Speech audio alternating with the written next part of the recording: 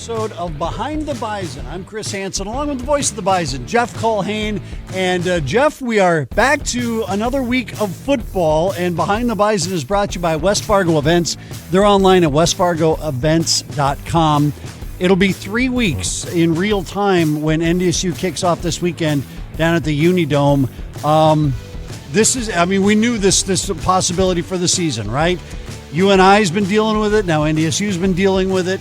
How do you come back after this long of a break and start playing again? Yeah, it's frustrating. I mean, as you said, we would all be very naive to think that nobody was going to be affected by stoppages and postponements and cancellations. And that's been the name of the game with this entire year of college athletics and sports in general during the pandemic with the coronavirus. So, yeah, it's been frustrating. How you come back, you do what you got to do to get everybody healthy, First of all, and that's been done within this football program.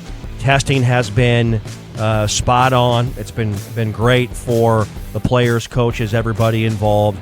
You contact trace, you quarantine, and now you get back. And you try and get as many bodies back as you can at one time and get on the practice field and keep getting after it. And that's going to be the big storyline, I think, for both of these teams in this game Saturday, Hans, is they've both missed time. UNI's missed a game. The Bison have missed the last two.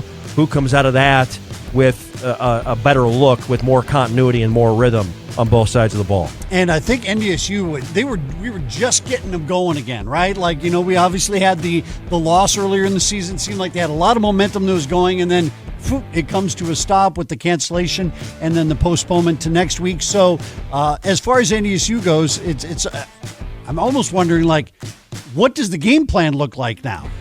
Yeah, I think that's the biggest question for this Bison team is rhythm offensively. Because we were already having trouble getting going offensively. Yeah, I mean, as you mentioned, the UND game was the best game of the year with how we performed on that side of the ball. 316 rushing yards. Hunter Lupke got rolling.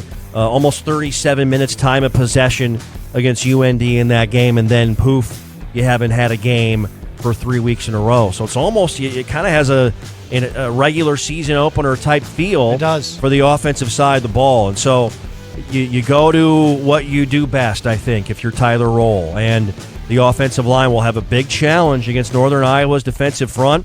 The Panthers have not allowed more than 200 yards rushing at all this season, so the Rams will have a big challenge on their hands.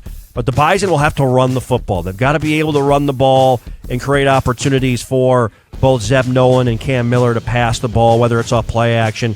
You don't want to get in the third and long situations with UNI's defensive secondary as well, a talented group. Yeah, there's always very talented players with UNI, and Farley always gets the best out of them. 1 o'clock on Saturday. It'll be 3 weeks since the last game, with a couple of games left this season with UNI, and then, of course, SDSU next weekend. Thank you so much for being part of Behind the Bison. Again, brought to you by West Fargo Events, online at westfargoevents.com.